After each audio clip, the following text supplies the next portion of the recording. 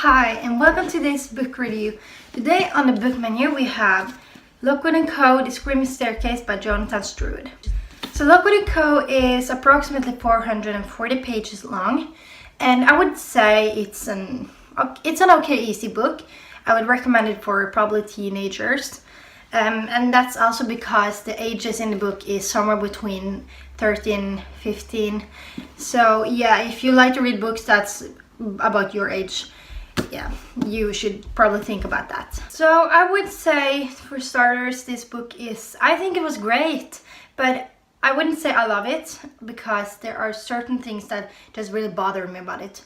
But in general, it was a great written book. So what I really liked about it was the way it was built. It starts with this quest, and then it just kind of moves along to the past, and then again you get into this really huge quest. So it was kind of a really original way of writing a book and putting it all together. Also, this book is first person view, and we do follow Lucy Carlisle's view, so she's sort of the main character. And I don't know, when we read about the past, we kind of read about her past and then the agency's past, sort of, because she gets into that. And yeah, I just really like the way you get to first get into here and now, and then you move back in time and see what happened before where they are now. So yeah, I think that was a really original and great way of writing the story. The main characters in the book is Anthony Lockwood, which is where we have Lockwood Co. agency from. And then you have George Cubbins, and then you have Lucy Carlisle. I would say what really bothers me about the book is the characters and their personalities and the way they are portrayed. Because, for instance, Anthony Lockwood is supposed to be this kind of, great leader, good looking. He's really, really good at hunting ghosts and being, kind of superficial. And then you have George Cubbins, who are portrayed as this, kind of useless. He's not good at hunting ghosts, like he's not good in the action zone. He's more the kind of person you would find at the library.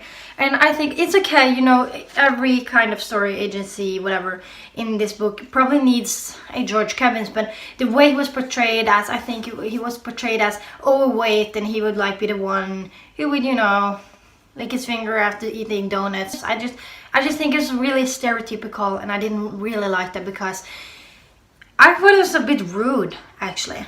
It was a bit rude having that super stereotypical kind of character. And then you have Lucy Carlisle, who's portrayed as this super cute girl. She's good at what she's doing. She's a bit emotional, but she's also really independent. And yeah, I think that's what I really loved about the main characters was Lucy Carlisle, because she was portrayed okay. So I don't know what the big deal about the portraying of the boys are, but yeah, I don't know. I think every author has their reasons for creating the characters the way they do, and I will not say this is the wrong way to portray these characters. Perhaps it's just my opinion that I didn't really like it, because I'm feeling like it would be good to have a bit more human boy leader rather than that really, non-emotional type. But yeah, and I have never really liked always having this sidekick. I think it's kind of rude, because you give a character place, but then you don't give them any good attention, any credit for what they really do. And of course, George gets, he's important in the story, of course, but I just didn't really like that.